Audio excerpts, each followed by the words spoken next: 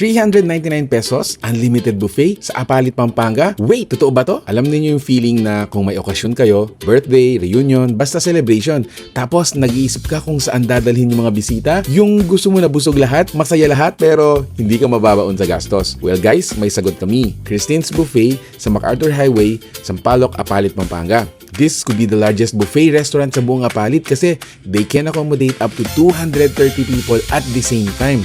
Pagpasok namin, overwhelmed kami sa laki. May dalawang sections yung dining area. Yung isa, open for sharing, perfect for walk-ins.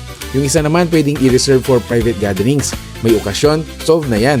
And wait, 339 pesos lang per head. Unlimited lahat.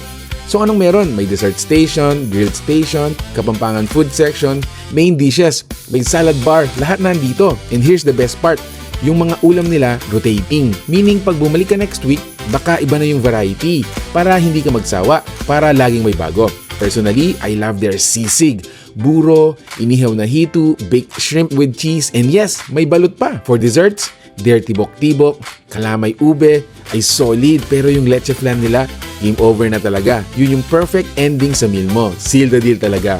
And ito yung na-realize namin. Finally, meron ng ganitong lugar sa Apalit. Hindi na kayo mag-aalala kung saan dadalhin ng mga guests ninyo for special occasions. Located sila along McArthur Highway, so super accessible. Open sila 7 days a week from 8 a.m. to 10 p.m. So people of Apalit, take advantage of this place. Pinakabago at pinakasulit na unlimited buffet restaurant sa inyo. So 339 pesos, unlimited sa Apalit, ito nga. At worth it pa. Christine's Buffet, sulit na sulit. For more finds in Pampanga, follow Where in Pampanga, and tara, let's eat!